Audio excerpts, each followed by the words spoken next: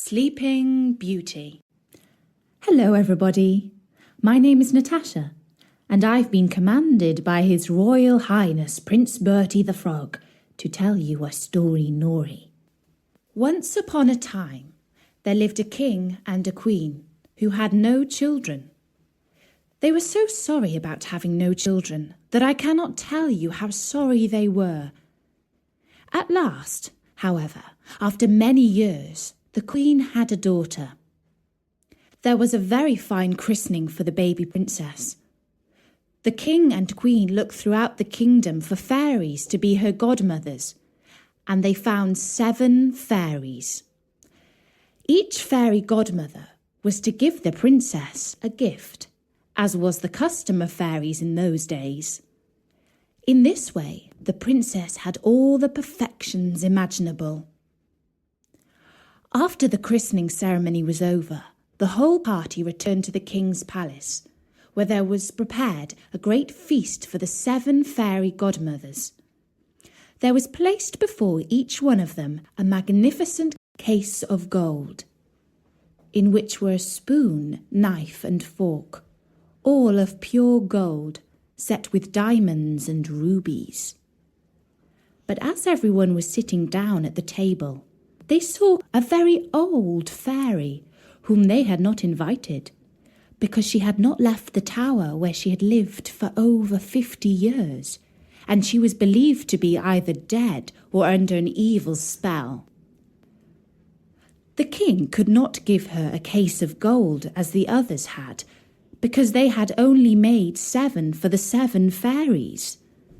The old fairy felt insulted and muttered some threats between her teeth.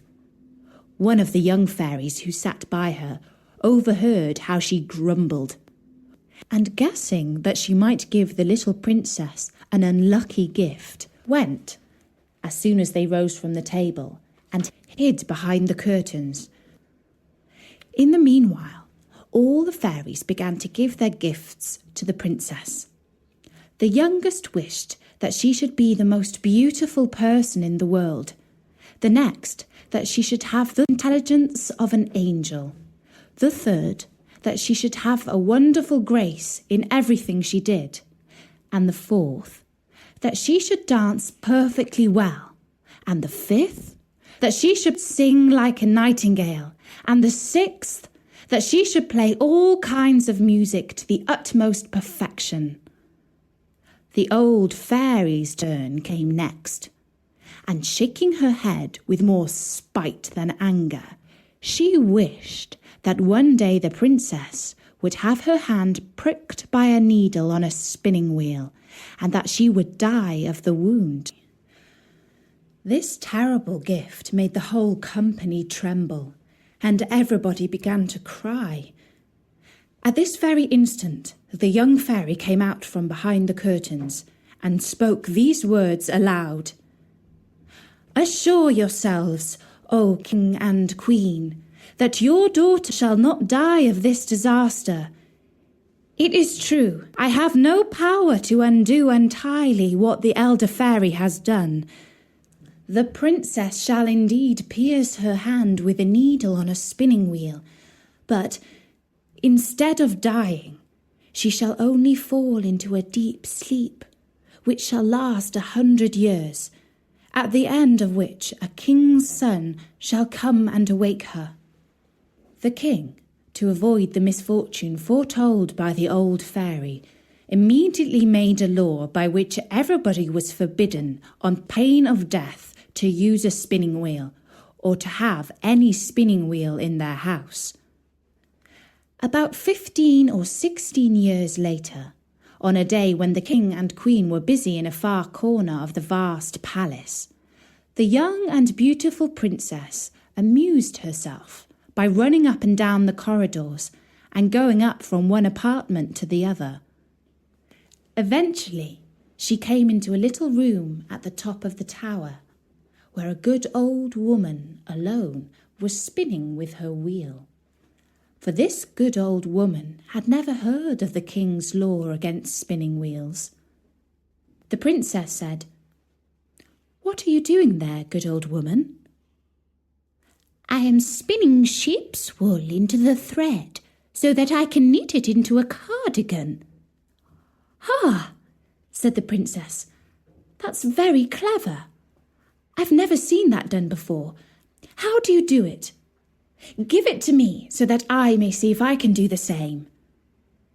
Now, whether it was because she was in too much of a hurry, or whether it was because she was clumsy, or whether it was because the old fairy had wished it so, I cannot say. But no sooner than the princess took the spinning wheel than she pricked her hand on the needle, and she fell down into a faint. The good old woman, not knowing what to do, cried out for help. People came rushing from all over the palace, and they came in great numbers. When they saw the princess lying in a deep, deep sleep on the floor, they threw cold water on her face. They loosened her clothes. They struck her on the palms of her hands, and they rubbed her temples with smelling salts. But nothing they could do would wake the princess. And now the king, who heard the great commotion from the far end of the palace, remembered the terrible warning of the fairies, and guessing what had happened, came rushing to the tower. There he saw the princess lying in a deep, deep sleep, and he ordered her to be carried into the finest apartment in his palace, and to be laid upon a bed all embroidered with gold and silver. If you had seen her, you might have taken her for a little angel.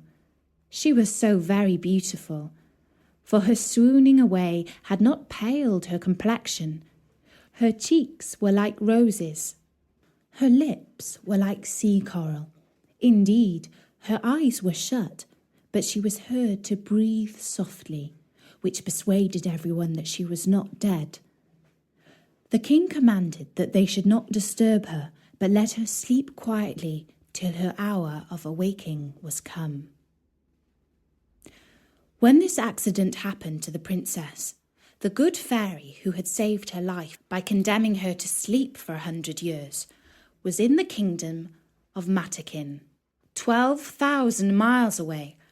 But she quickly heard the terrible news from a little dwarf who had 100-mile boots with which he could tread over 100 miles of ground in a single step.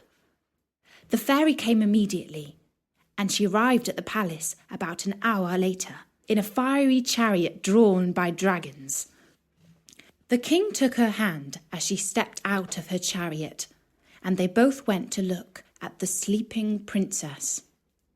As the fairy was very good at thinking and planning ahead, she realized that in 100 years' time, when the princess would wake up, she might not know what to do with herself, being all alone in this old palace. And so this is what she did. She touched with her wand everything in the palace: nannies, maids of honour, ladies of the bedchamber, gentlemen, officers, stewards, cooks, undercooks, cleaners, guards, pages, footmen.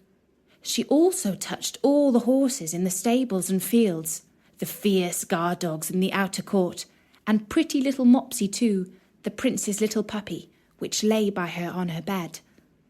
Immediately, as soon as she touched them, they all fell asleep, so that they might not awake before their princess, and that they might be ready to serve her when she wanted them. Even the great fires in the ovens of the kitchen, that were just then roasting partridges and pheasants, fell asleep too. All this was done in a moment. Fairies do not take long to finish their business. And now the king and the queen, having kissed their dear child without waking her, went out of the palace and made an order that nobody should dare to come near it. This, however, was not necessary, for in a quarter of an hour's time there grew up all round about the palace grounds such a vast number of trees, great and small, bushes and brambles, entwining one another, that neither man nor beast could pass through, so that nothing could be seen but the very tops of the towers of the palace. Nobody doubted but the fairy had demonstrated a very extraordinary sample of her power, and that the princess, while she continued sleeping, might have nothing to fear from any curious people. When 100 years had passed by, the son of a king from another family had gone a-hunting in that part of the country where the palace used to be. He asked, "What are those towers in the middle of that great thick wood?" Everyone answered with the rumours that they had heard. Some said that it was a ruinous old castle haunted by spirits. Others that all the sorcerers and witches of the country used to meet there at midnight when there was a full moon. Most people believed that there was an ogre that lived there, and that he used to take to there all the little children he could catch, so that he could eat them up whenever he pleased, without anybody being able to follow him, as only he had the power to pass through the wood. The prince was all in a quandary, not knowing what to believe, when a very good countryman spoke to him as follows. "May it please your royal highness, it is now about 50 years since I heard from my father, who heard my grandfather say that there was then in this castle a princess, the most beautiful that was ever seen, and that she must sleep there 100 years, and should be waked by a king's son." The young prince was all on fire at hearing these words, believing, without thinking these things through, that he could save the princess, and pushed on by love and honour, he swore that moment that he would do just that. As he rode on his horse toward the wood, all the great trees, the bushes and brambles gave way to let him pass through. He walked up to the castle, which he saw at the end of a large avenue, and he went into it. And what rather surprised him was that none of his people could follow him, because the trees closed again as soon as he passed through them. However, he did not stop. A young and amorous prince is always brave. He came into a wide, wide outer court, where everything he saw might have frozen the most fearless person with horror. There was a most frightful silence. The image of death everywhere showed itself, and there was nothing to be seen but stretched out bodies of men and animals, all seeming to be dead. But the prince realised when he saw their red faces and pimpled noses of the guards that they were only asleep, and that their glasses, in which there still remained some drops of wine, showed plainly that they had fallen asleep whilst drunk. He then crossed a court paved with marble, went up the stairs, and came into the corridor where guards were standing, with their rifles upon their shoulders, snoring as loud as they could. After that, he went through several rooms full of gentlemen and ladies, all asleep, some standing, others sitting. At last he came into a chamber all gilded with gold, where he saw upon a bed the most wonderful sight that had ever met his eyes. A princess, who appeared to be about 15 or 16 years of age, and whose bright and rosy beauty was quite angelic. He approached with trembling and admiration, and fell down before her upon his knees and kissed her hand. And now, as the evil fairy's spell was at an end, the princess opened her blue eyes for the first time in 100 years, and looking at him said, "Is it you, my prince? You have waited a long time." The prince, charmed with these words, and much more with the manner in which they were spoken, knew not how to show his joy and gratitude. He assured her that he loved her more than anyone or anything in the whole wide world. Their conversation did not make much sense. They spoke with little reason, but a great deal of love. He was more lost for words than she, and we need not wonder at it. for it is very probable, though history mentions nothing of it, that the good fairy, during so long a sleep, had given her very agreeable dreams about handsome princes coming to her rescue. In short, they talked 4 hours together, and yet they said not half what they had to say. In the meanwhile, all the palace awaked, and as all of them were not in love, they felt most desperately hungry after 100 years without a bit to eat. The chief lady of honour grew very impatient and told the princess aloud that supper was served up. The prince helped the princess to rise. She was entirely dressed and very magnificently, but His Royal Highness took care not to tell her that she was dressed in the fashion of 100 years ago, like his great-grandmother. She looked not a bit less charming and beautiful for all that. They went into the great hall of mirrors, where they had supper, and were served by the princess's officers. The orchestra played old tunes, but very nice ones, and after supper, without losing any time, the priest married them in the chapel of the castle, and the chief lady of honour drew the curtains. They had but very little sleep.